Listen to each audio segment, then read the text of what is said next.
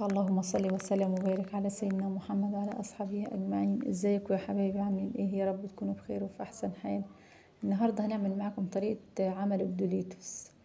معانا معلقة ملح، مية تغليها وتسيبيها تهدى شوية، تدوب فيها الملح كده، دوب الملح كويس. هو 3 مكونات: مية مغلية وملح ودقيق بس. ومعانا ربع كيلو دقيق ذرة أصفر، دقيق ذرة أصفر منخول وجاهز، ربع كيلو اهو. هنحط من كوباية ونص مية على حسب الدقيق ما يظبط معاك. هنحط بالحبة لحد ايه عشان المية سخنة معانا، وبعدين هننزل بايدينا بقى بالشكل الحلو ده. عجينة حلوة يا بنات، جميلة، مش بتفرول ولا اي حاجة، زي الفل. طريقة سهلة وجميلة، وهتاكلي حاجة في بيتك يعني كويسة حلوة، لا مواد حافظة ولا اي حاجة. اهو بالشكل ده. هنسيبها ترتاح نص ساعة.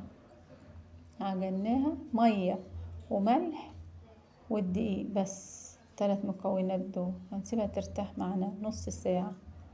بعد كده هنشكلها بقى بالشكل الحلو ده. هوريكم هنعمل ازاي. اهو نفرد كيس تلاجة من تحت وواحد فوقيه، وهنفرد يا بحلة تقيلة تدوسي عليها، تبططيها بحلة تقيلة، يا بنشابة، يا باللي انت عندك المتوفر عندك اعملي بيها.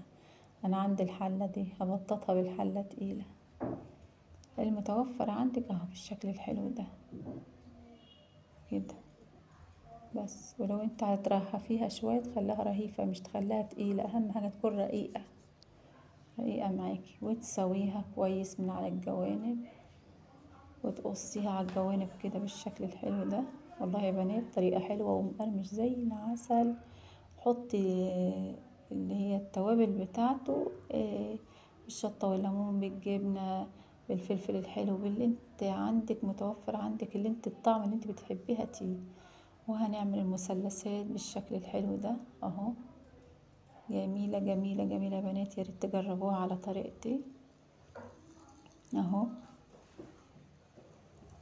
شايفين زيت سخن تنزلي بيه بالشكل ده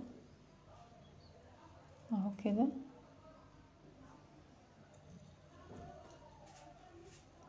اهو بالشكل الحلو ده. شايفين